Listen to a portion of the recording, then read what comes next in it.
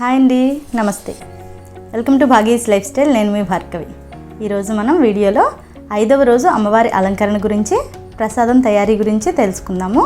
అమ్మవారి అలంకరణ గురించి తెలుసుకునే ముందు మనం దీనికి ముందు 4 వీడియోలను చేశాం కదా అలంకరణల గురించి. ఆ వీడియోస్ మీరు మిస్ అయినట్లయితే నేను కింద వాటి లింక్స్ డిస్క్రిప్షన్లో మెన్షన్ చేస్తాను, మీరు చూడండి. అలాగే మన ఛానల్ ఫస్ట్ టైం చూస్తున్నట్లయితే సబ్స్క్రైబ్ చేసి మరిన్ని అప్డేట్స్ కోసం పక్కనే ఉన్న బెల్ ఐకాన్ క్లిక్ చేయండి.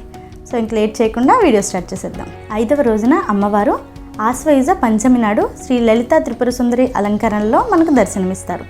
ఈరోజు అమ్మవారికి కొబ్బరి అన్నాన్ని నైవేద్యంగా నివేదిస్తారు. ఎరుపు రంగు వస్త్రాలలో అలంకరిస్తారు. ఇప్పుడు అమ్మవారికి నైవేద్యంగా నివేదించే కొబ్బరి అన్నం తయారీని చూద్దాము. ఒక బౌల్ తీసుకొని 1 గ్లాస్ రైస్ వేసి 2-3 సార్లు కడగండి.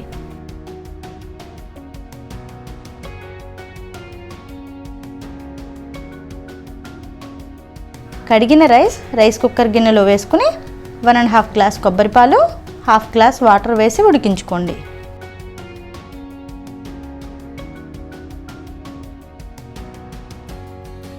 రైస్ ఉడికిన తర్వాత ఇలా పొడి పొడిలాడుతూ ఉంటుంది.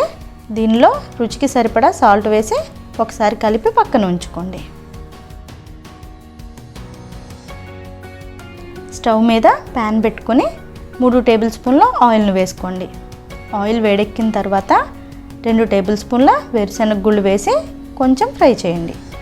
ఇలా కొంచెం ఫ్రై అయిన తర్వాత కొద్దిగా జీడిపప్పు, 2 టేబుల్ స్పూన్ల శనగపప్పు, 2 టేబుల్ స్పూన్ల మినప్పప్పు వేసి ఫ్రై చేసుకోండి.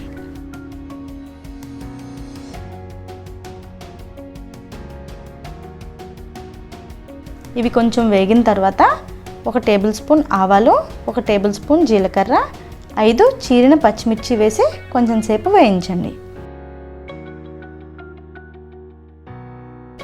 3 ఎండుమిర్చి, 2 రెమ్మల కరివేపాకును యాడ్ చేసుకోండి.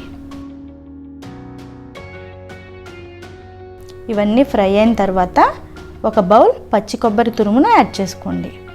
తురుమును యాడ్ చేసిన తర్వాత స్టవ్ లో ఫ్లేమ్లో పెట్టి 2 నిమిషాలు వేయించండి.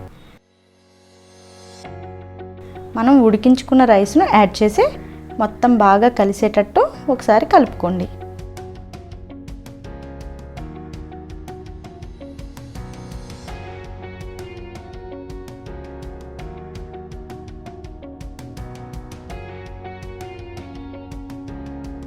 చివరిగా కొత్తిమీర చల్లుకొని స్టవ్ ఆఫ్ చేసేయండి.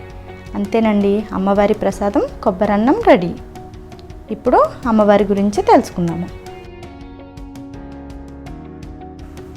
శ్రీ లలిత త్రిపుర సుందరి ఆవిర్భావం గురించి బ్రహ్మాండ పురాణంలో లలితాపాఖ్యానంలో చెప్పబడుతుంది. సతీదేవి వియోగంతో మహాశివుడు హిమాలయాల్లో తపస్సు చేసుకుంటూ ఉంటాడు. సతీదేవి శివుని మీద ప్రేమతో హిమవంతునికి మేనకాదేవికి పుత్రికగా జన్మిస్తుంది. యుక్త వయస్సు రాగానే సతీదేవి శివుణ్ణి వివాహం చేసుకోవాలని నిశ్చయించుకుంటుంది. నారదుని ఉపదేశంతో హిమవంతుడు సతీదేవిని శివునికి సేవలు చేయడానికి నియమిస్తాడు.